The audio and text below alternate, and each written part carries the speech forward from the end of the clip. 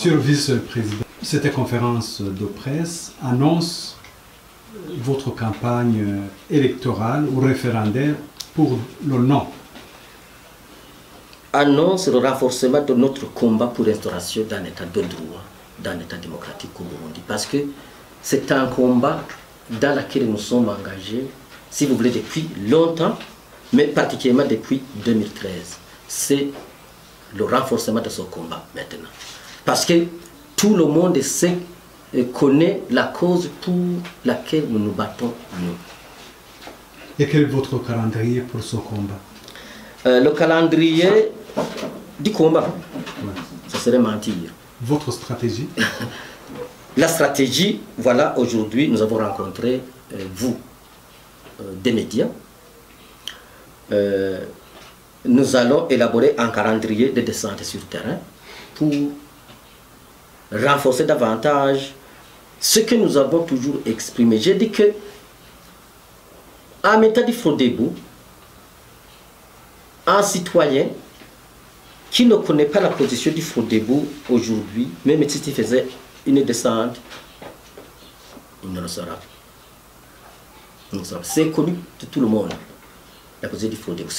On va faire un calendrier pour aller renforcer comment nous allons continuer à discuter, non pas avec nos militants, mais pour essayer d'éclairer ceux-là même, probablement, qui n'ont pas encore compris que ce nouveau projet de constitution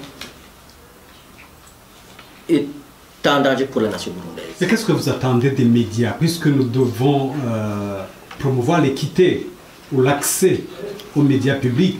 Qu'est-ce que vous attendez des médias publics ou même privés pour cette campagne pour le non?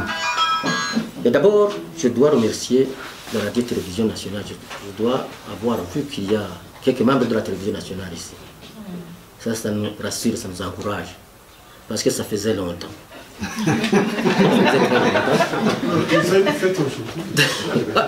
Ah, c'est bonne fête d'ailleurs. Deuxièmement, qu'est-ce que nous attendons des médias? Les médias, certains appellent les médias en quatrième pouvoir. Deux, les médias ont une capacité et une force de communiquer avec l'opinion plus que nous, des partis politiques. Ce que nous attendons de vous, c'est de nous suivre dans ce combat au même pied d'égalité que ceux qui sont au pouvoir et leurs alliés. Je ne parle pas de la radio-télévision nationale, je parle de vous, tous des médias. Deux, effectivement, comment vous avez posé la question d'être équitable. Il faut de l'équité et de transmettre aussi nos messages, hein, puisque nous les assumons à l'opinion, et de le faire de manière professionnelle, sans faire vos propres commentaires sur ce que nous avons dit, mais de dire ce que nous avons dit. Parce que je connais certains médias qui, au lieu de faire la communication ou de la laisser, faire la communication ou la laisser, ils élaborent leurs commentaires et communiquent avec l'opinion sur leurs commentaires. C'est vraiment d'être professionnel et d'être équitable avec nous. Que vous avez eu ce projet il y a quelques jours, sûrement que la population n'a pas eu connaissance de ce projet. Est-ce que selon vous, comment est-ce que la population va pouvoir voter pour un non alors qu'ils ne sont pas au courant des modifications de cette constitution? Alors, en ce qui nous concerne, l'essentiel des amendements apportés à l'actuelle constitution et qui se retrouvent dans ce nouveau projet de constitution, nous les avons suffisamment communiqués à la population. Nous continuons à faire la communication. La campagne électorale a commencé hier.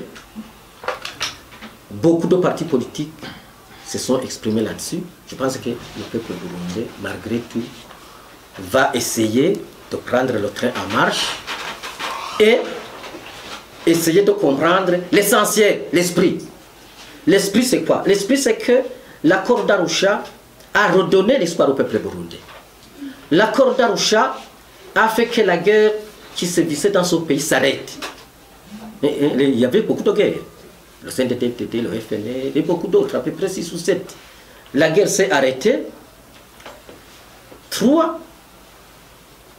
Cet accord d'Arusha et la constitution actuellement en vigueur a consacré le partage du pouvoir entre les partis politiques, les hommes politiques, les ethnies, les femmes, les jeunes, etc. etc.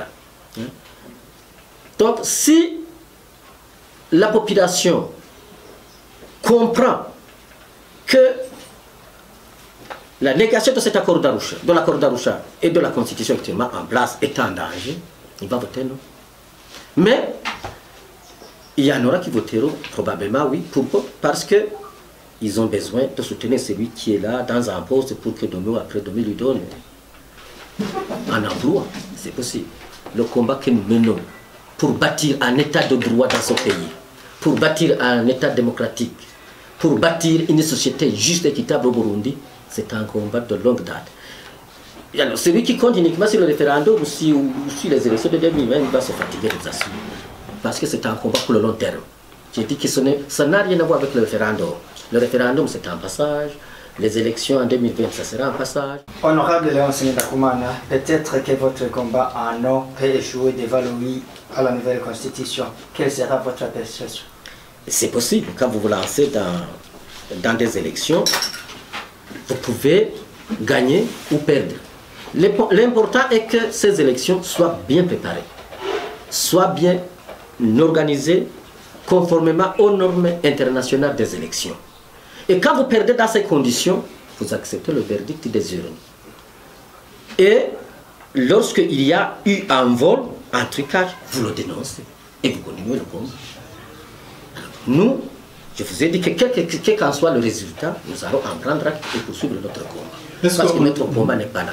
Est-ce qu'on ne peut pas dire que vous allez légitimer la campagne, disons, ces élections référendaires? Le légitimer comment? Quand vous dénoncez beaucoup d'articles, que vous allez dans la campagne et aussi dans les élections, c'est pas de la légitimation? Alors, je ne pressens pas ce que vous voulez dire, mais légitimer. Pour les autres, ouais.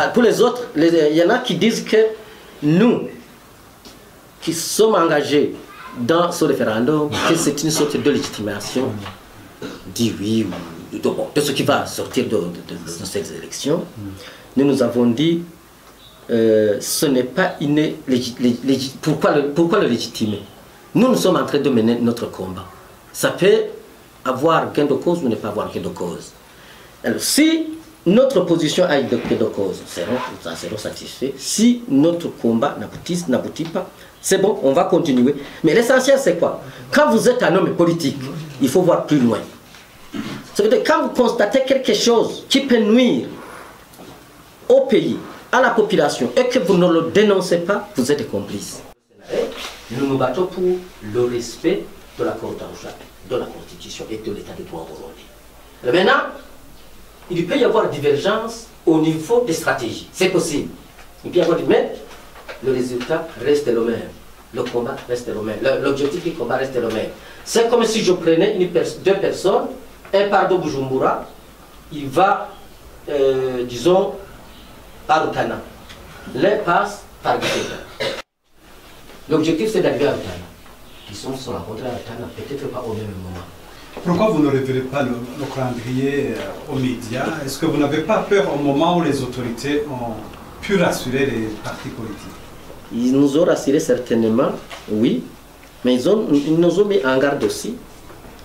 Vous parlez des assurances, mais vous ne parlez pas d'autres mauvais discours qui ont été prononcés par les proches du pouvoir, l'administration, des gouverneurs. Il commence à être public. Des gouverneurs, des administrateurs communaux, les jeunes Bonerakouré.